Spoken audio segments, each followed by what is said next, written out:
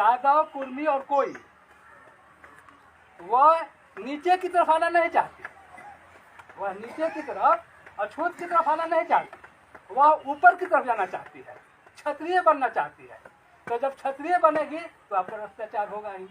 अभी हमारे पढ़े लिखे लोग भी अछूत हैं तो कहते हैं कि हम शूद्र हैं। हम शूद्र नहीं हैं, हम अछूत हैं।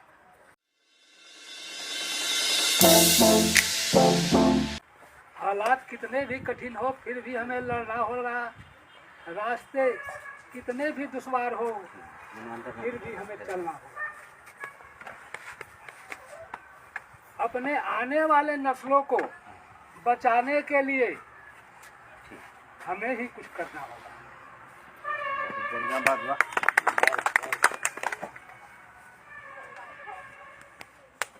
हमारे समाज में एक डर का माहौल है।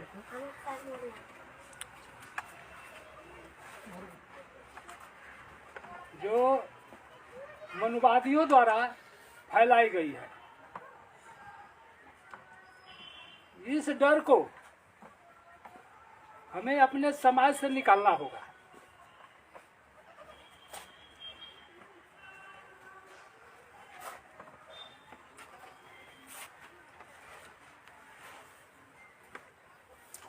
ये बताना होगा कि तुम्हारा सर्वशक्तिमान ईश्वर जो है वह उस समय किसी पापी को क्यों नहीं रखता जब वह पाप कर रहा होता है। किसी हत्यारे को क्यों नहीं रोकता जब वह हत्या कर रहा होता है। तुम तो सब शक्तिशाली हो, ऐसा क्यों नहीं करते।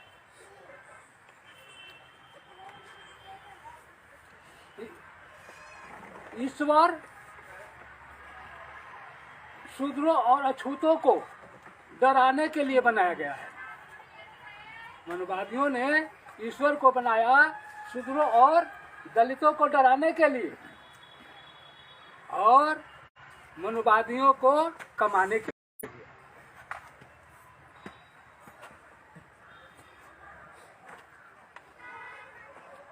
तो सबसे पहले फूले साहब ने कहा था कि सेल्फ रेस्पेक्ट, आदमी के अंदर सेल्फ रेस्पेक्ट पैदा करो, आत्मसम्मान पैदा करो। जिसके पास आत्मसम्मान नहीं है वह कभी विकसित नहीं होगा, कभी आगे नहीं बढ़ेगा। आत्मसम्मान सबसे जरूरी है। हम अछूत हैं और हमको कोई अपमानित करता है तो हमको बड़ा दुख होता है। क्यों? किस लिए दुख होगा? जब हम आत्मसम्मान रखेंगे तब दुख होगा। जब मेरे पास आत्मसम्मान नहीं है, मैं अपने आप को सम्मानित नहीं कर रहा हूँ, तो दूसरा कुछ भी कहेगा मुझे कोई गलत फर्क नहीं पड़ेगा।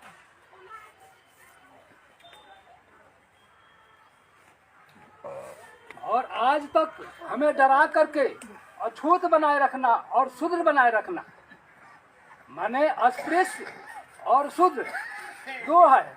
अभी हमारे पढ़े लिखे लोग भी अछूत हैं तो कहते हैं कि हम शूद्र हैं। हम शूद्र नहीं हैं, हम अछूत हैं। क्योंकि हम ब्राह्मणों की या सवर्णों की सेवा नहीं कर सकते, क्योंकि हम उससे छुआते नहीं हैं, हमसे वो छुआता नहीं है। शूद्र जो है सेवा करने के लिए बनाया गया है। चौथा वर्ण सेवा करने के लिए बनाया गया है। जैसा लाल बाबू भाई ने कहा कि भाई जादव लोग जो हैं वो हम लोगों को माने अछूतों को तो जमींदार की तरह व्यवहार करते हैं। तो आज जो है सामाजिक व्यवस्था, पहले सामाजिक व्यवस्था थी ब्राह्मण, क्षत्रिय, वैश्य, शूद्र, और पांचवा हम लोग बाहर थे अछूत, अस्पृश्य। तीन जातियां जो थी, बाबा साहब ने 3 जातियां बनाई है, एससी, एसटी और घुमंतु जातियां। ये 3 जातियां जो है अछूत के श्रेणी में आती है, अस्पृश्य की श्रेणी में आती है। ये शूद्र की श्रेणी में नहीं है। शूद्र जो है वह तेली, कहार, कुम्हार, जादव और ये जो कहा है कोई, कुर्मी, धानुक, कलवार, सब ये जो है वह शूद्र जाति में आता है। और हम लोग अछूत है, अलग है। तो अछूत लोग तो बहुत सारे समझ गए हैं, वो लोग तो अपना अलग रहते हैं। लेकिन शूद्र में 3 जातियां ऊपर है, जादव, कुर्मी और कोई। वह नीचे की तरफ आना नहीं चाहती, वह नीचे की तरफ, अछूत की तरफ आना नहीं चाहती, वह ऊपर की तरफ जाना चाहती है, क्षत्रिय बनना चाहती है। तो जब क्षत्रिय बनेगी तो आप पर अत्याचार होगा ही।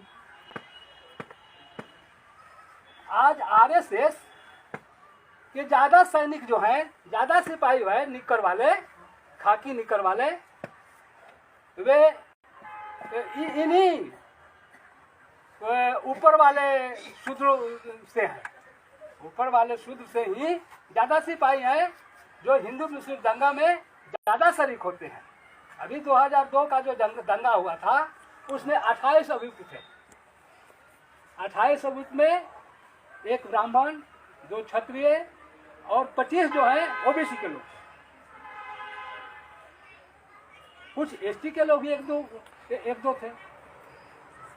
तो इस तरह से ओबीसी के लोग जो है ज्यादा आरएसएस से प्रभावित है, ज्यादा कांवर लेकर वही ढोते हैं।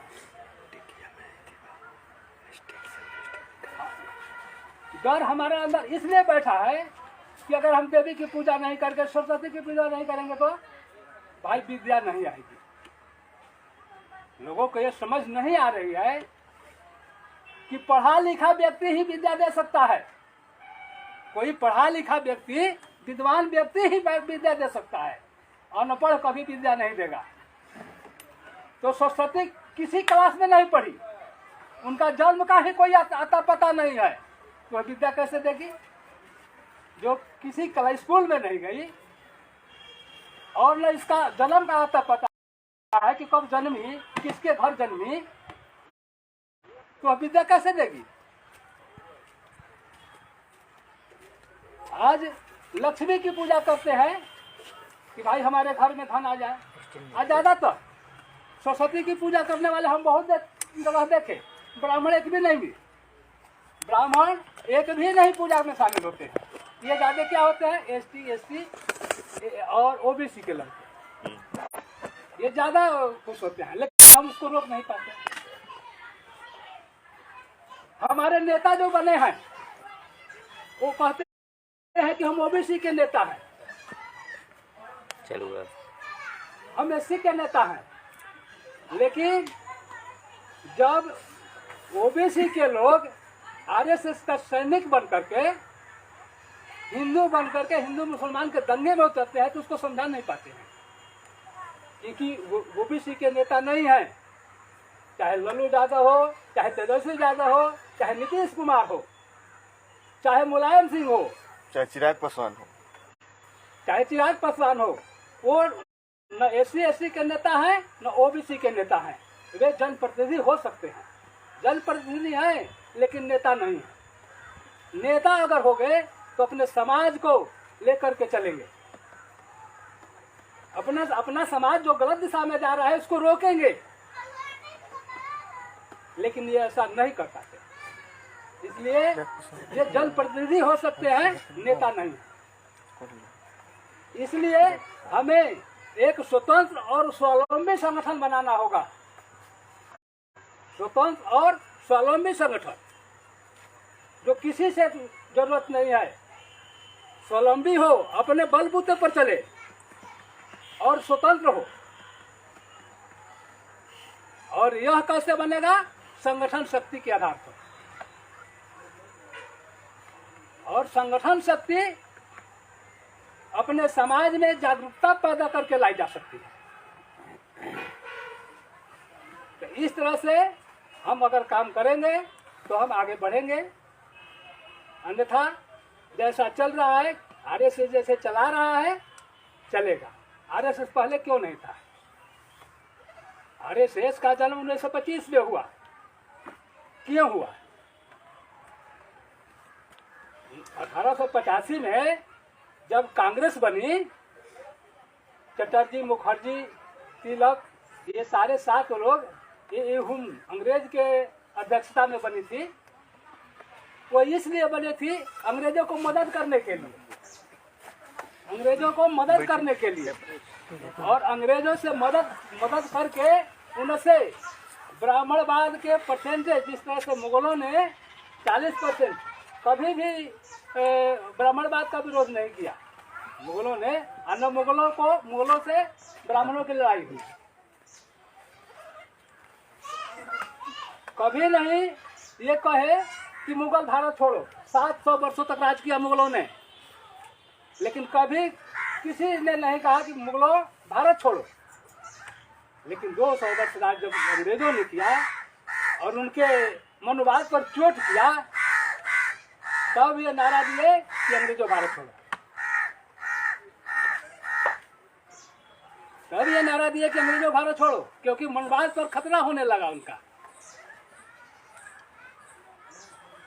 तिलक कहते थे कि स्वाधीनता हमारा जन्मसिद्ध अधिकार है, इसे लेकर रहेंगे। मनुवादियों की जन्मसिद्ध अधिकार था, वे उनको नहीं देना चाहते थे जो वे गुलाम बनाए हुए थे, उनको आजादी नहीं देना चाहते थे। जब साहू जी महाराज 1919 में आरक्षण दिए, तो यही तिलक जाकर के अथनी गांव है कोल्हापुर के सीमा पर, वहाँ भाषण देते हैं कि भाई कुर्मी कुल भट्ट संसद में जाकर के क्या करेंगे, वहाँ हल चलाना है। तेली संसद में जाकर के क्या करेंगे, वहाँ तेल चुलाना है। चमार संसद में जाकर के क्या करें, जूता चुना है वहाँ। इस तरह की मानसिकता रखते थे।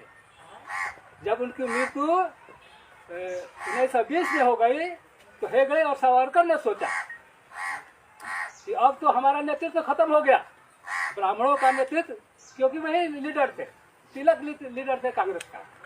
अब उनका नेतृत्व खत्म हो गया और गांधी आ गए।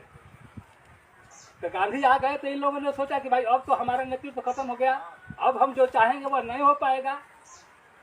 इसलिए इन लोगों ने मिल करके 1925 में आरएसएस बनाया। वह आरएसएस केवल नॉमिनल था। जब तक बाबा साहब रहे, आरएसएस नॉमिनल रहा।